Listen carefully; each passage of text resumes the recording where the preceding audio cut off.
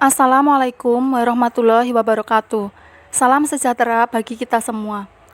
Perkenalkanlah, saya Fani Agustina dari kelas A720 Prodi PGSD. Terlebih dahulu, saya ingin menyampaikan terima kasih kepada Bapak Herdi Handoko, MPD, selaku dosen pengampu mata kuliah pengantar pendidikan. Di sini saya akan menyampaikan mengenai apa itu kompetensi abad ke-21, terutama menurut Michael Fullan. Jadi, kompetensi abad ke-21 itu meliputi yang pertama kompetensi siswa dan yang kedua kompetensi guru. Terlebih dahulu saya akan menjelaskan apa itu kompetensi siswa, yaitu kemampuan atau kebiasaan yang mesti dimiliki peserta didik setelah ia mengikuti satuan atau jenjang pendidikan yang merupakan gabungan atau integrasi antara unsur sikap yaitu moral, spiritual, dan sosial, pengetahuan, serta keterampilan baik keterampilan umum maupun khusus.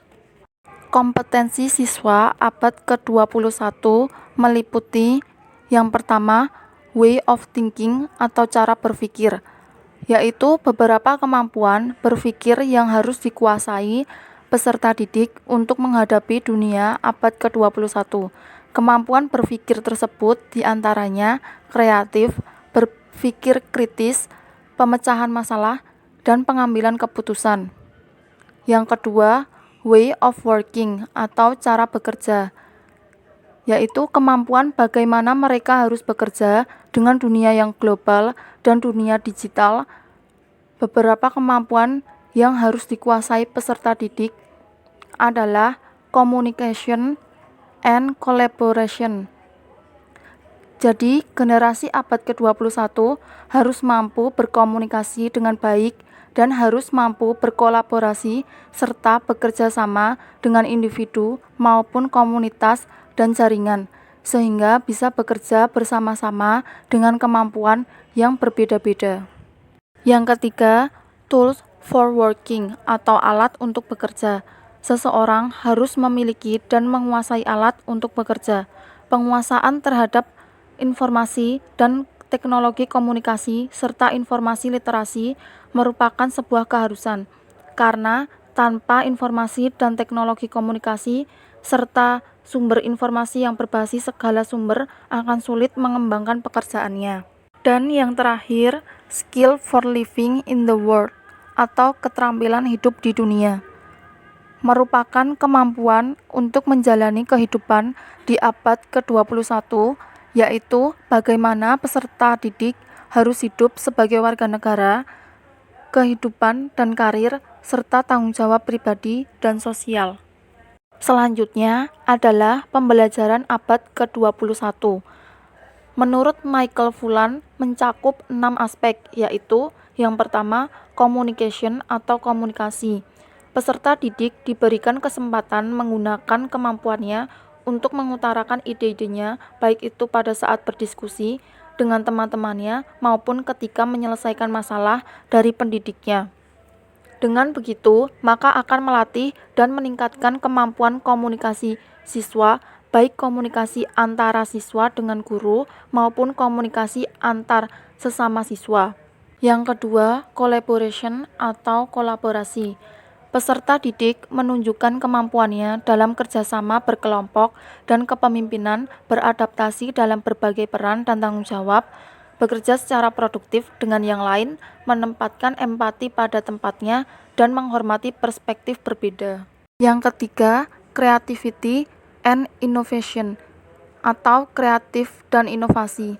Peserta didik memiliki kemampuan untuk mengembangkan, melaksanakan, dan menyampaikan gagasan-gagasan baru kepada yang lain, bersikap terbuka dan responsif terhadap perspektif baru dan berbeda. Jadi, dalam hal ini, kreativitas peserta didik itu diasah agar bisa menghasilkan terobosan atau inovasi baru bagi dunia pendidikan. Kreativitas membekali peserta didik yang memiliki daya saing dan memberikan sejumlah peluang baginya untuk dapat memenuhi segala kebutuhan hidupnya. Yang keempat, critical thinking and problem solving atau berpikir kritis dan menyelesaikan masalah. Peserta didik menggunakan kemampuan yang dimilikinya untuk berusaha menyelesaikan permasalahan yang dihadapinya dengan mandiri. Kemampuan berpikir kritis biasanya diawali dengan kemampuan peserta didik mengkritisi berbagai fenomena yang terjadi di sekitarnya, kemudian menilai dari sudut pandang yang digunakannya, kemudian ia memposisikan dirinya dari situasi yang tidak tepat menjadi situasi yang berpihak padanya. Yang kelima, karakter, yaitu kemampuan peserta didik untuk mengatur diri sendiri, bertanggung jawab, jujur, mempunyai etos kerja keras, tekun, mempunyai empati untuk berkontribusi terhadap keamanan dan kenyamanan orang lain, percaya diri dan peduli dengan kesehatan pribadi, karir, serta kecakapan hidup. Dan yang terakhir, connectivity atau jaringan, mencakup aspek pengetahuan global, sensitivitas, dan respek terhadap budaya lain, serta aktif terlibat dalam kegiatan kemanusiaan dan lingkungan. Pembahasan selanjutnya adalah karakteristik siswa. Jadi karakteristik siswa itu ada 3. Yang pertama, life and career skill atau keterampilan hidup dan berkarir. Terdiri dari kemampuan untuk beradaptasi terhadap perubahan, memiliki inisiatif dan dapat mengatur diri sendiri, interaksi sosial dan antar budaya, produktivitas dan akuntabilitas, serta kepemimpinan dan tanggung jawab.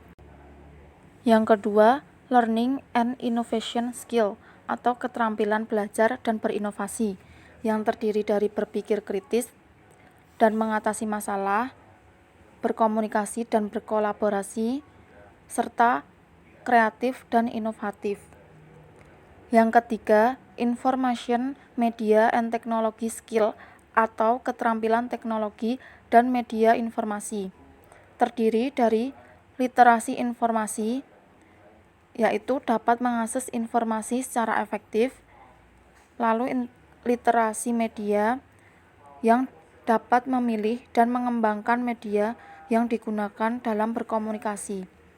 Dan yang terakhir, literasi informasi dan komunikasi teknologi, yaitu menganalisis media informasi dan menciptakan media yang sesuai untuk melakukan komunikasi. Yang selanjutnya adalah kompetensi guru.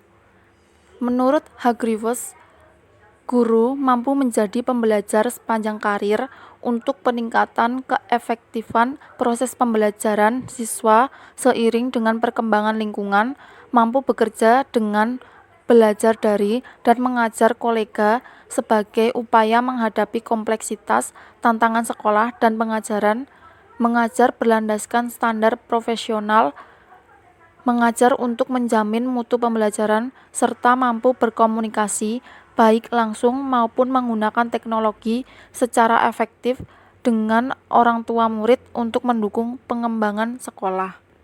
Kompetensi guru meliputi yang pertama, kompetensi pedagogik, yaitu kemampuan yang harus dimiliki guru berkenaan dengan karakteristik peserta didik, dilihat dari berbagai aspek seperti fisik, moral, sosial, kultural, emosi, dan intelektual. Oleh karena itu, seorang guru harus menguasai teori dan prinsip pembelajaran yang mendidik karena peserta didik memiliki karakter dan sifat yang berbeda.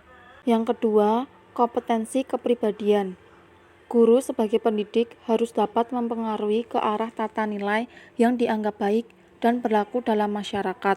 Oleh karena itu, guru dituntut harus mampu mengajarkan kepada peserta didik tentang disiplin diri, belajar membaca, mencintai buku, menghargai waktu, belajar bagaimana cara belajar yang baik, memenuhi aturan, dan belajar bagaimana harus berbuat. Semua itu akan berhasil apabila guru juga disiplin dalam melakukan tugas dan kewajibannya. Kompetensi sosial. Guru perlu memiliki kemampuan sosial dengan masyarakat dalam rangka pelaksanaan proses pembelajaran yang efektif. Dengan kemampuan tersebut, otomatis hubungan sekolah dengan masyarakat akan berjalan dengan lancar, sehingga jika ada keperluan dengan orang tua peserta didik, para guru tidak akan mendapat kesulitan. Kemampuan sosial meliputi kemampuan guru dalam berkomunikasi, bekerja sama, bergaul, simpatik, dan mempunyai jiwa yang menyenangkan. Yang terakhir, kompetensi profesional. Kemampuan yang harus dimiliki guru dalam perencanaan dan pelaksanaan proses pembelajaran. Guru mempunyai tugas untuk mengarahkan kegiatan belajar peserta didik untuk mencapai tujuan pembelajaran. Karakteristik guru. Yang pertama, guru sebagai fasilitator, motivator, dan inspirator. Yang kedua, memiliki minat baca yang tinggi. 3. Memiliki kemampuan untuk menulis dan menuangkan gagasan-gagasan inovatifnya dalam bentuk buku atau karya ilmiah. 4. Kreatif dan inovatif dalam mengembangkan metode belajar atau mencari pemecahan masalah sehingga meningkatkan kualitas pembelajaran teknologi informasi dan komunikasi. Yang terakhir, guru mampu melakukan transformasi kultural di tengah pesatnya perkembangan era teknologi digital. Pembahasan selanjutnya adalah orientasi guru abad 21. Tuntutan dunia internasional terhadap tugas guru memasuki abad ke-21 tidaklah ringan. Guru diharapkan mampu dan dapat menyelenggarakan proses pembelajaran yang bertumpu dan melaksanakan 4 pilar belajar yang dianjurkan oleh Komisi Internasional UNESCO untuk pendidikan. 4 pilar dalam bidang pendidikan, yaitu yang pertama, learning to know atau belajar untuk mengetahui. Yang kedua, learning to do, yaitu belajar melakukan atau mengerjakan. Yang ketiga, learning to live together atau belajar untuk hidup bersama. Yang terakhir, learning to be, yaitu belajar untuk menjadi atau mengembangkan diri sendiri. Tantangan guru di abad ke-21 menurut Susanto yaitu yang pertama, mengajar di masyarakat yang memiliki beragam budaya dengan kompetensi multibahasa. Yang kedua, mengajar untuk mengkonstruksi konsep. Yang ketiga, mengajar untuk pembelajaran aktif. Keempat, mengajar dan teknologi. Kelima, mengajar dengan pandangan baru mengenai kemampuan. Keenam, mengajar dan pilihan. Yang terakhir, yaitu ketujuh, mengajar dan akuntabilitas. Kemudian adalah peran guru pada abad ke-21. Peran guru ditinjau dari beberapa sudut pandang. Yang pertama, dari sudut pandang aktivitas pengajaran dan administrasi pendidikan. Peran guru sebagai yang pertama, pengambil inisiatif, pengarah, dan penilai pendidikan. Yang kedua, wakil masyarakat di sekolah. Ketiga, seorang pakar dalam bidangnya. 4. Penegak disiplin. Kelima, pelaksana administrasi pendidikan. Keenam, pemimpin bagi generasi muda. Dan yang terakhir, penyampai berbagai kemajuan ilmu pengetahuan dan teknologi kepada masyarakat. Yang kedua, peran guru ditinjau dari sudut pandang diri pribadi. Guru berperan sebagai yang pertama, pekerja sosial. Kedua, pelajar dan ilmuwan. Ketiga, wakil orang tua siswa. Keempat, model keteladanan. Kelima, pemberi keselamatan bagi peserta didik. Dan yang terakhir, peran guru ditinjau dari sudut pandang psikologis. Guru berperan sebagai yang pertama, pakar psikologi pendidikan. Yang kedua, pembentuk kelompok. Ketiga, inovator. 4, petugas kesehatan. Dan yang terakhir, sebagai seniman dalam mental hubungan antar manusia. Pendapat saya mengenai kompetensi abad ke-21. Pada abad 21, baik guru maupun peserta didik dituntut dapat beradaptasi dengan perkembangan teknologi yang semakin pesat dan canggih. Pada abad ke-21 ini, kompetensi guru bukan lagi hanya sebagai pengajar, melainkan sebagai pendidik, motivator, fasilitator, serta inspirator bagi peserta didik. Guru dituntut untuk memiliki kemampuan baik dalam pembelajaran. Misalnya saja, dalam pembelajaran, Guru dapat memanfaatkan teknologi saat ini seperti dalam penyampaian materi pelajaran menggunakan Zoom, video, presentasi menggunakan PPT yang dibuat sekreatif mungkin agar peserta didik tidak jenuh, serta penggunaan teknologi maupun aplikasi lainnya yang dapat menunjang pembelajaran. Di sisi lain, peserta didik juga harus bisa beradaptasi dengan kompetensi yang diterapkan pada abad ke-21 ini, di mana dengan kompetensi ini, peserta didik diharapkan dapat mengembangkan kemampuan berpikir kritis, memecahkan masalah, dan berkolaborasi serta siap untuk memasuki kehidupan abad ke-21. Kompetensi abad ke-21 ini memiliki tujuan untuk menyiapkan peserta didik sebagai generasi penerus bangsa agar menjadi generasi produktif, memiliki skill hebat, dan melek teknologi, sehingga dapat memanfaatkan teknologi dengan semaksimal mungkin baik untuk kebutuhan di saat ini maupun di masa yang akan datang. Sedangkan di sisi lembaga pendidikan atau sekolah pada abad ini dituntut untuk dapat menyiapkan sarana dan prasarana atau fasilitas bagi guru dan peserta didik agar dapat mengembangkan kemampuannya sehingga lebih unggul dan dapat bersaing ketika memasuki abad ke-21. Demikianlah presentasi yang dapat saya sampaikan. Kurang lebihnya saya mohon maaf. Wassalamualaikum warahmatullahi wabarakatuh.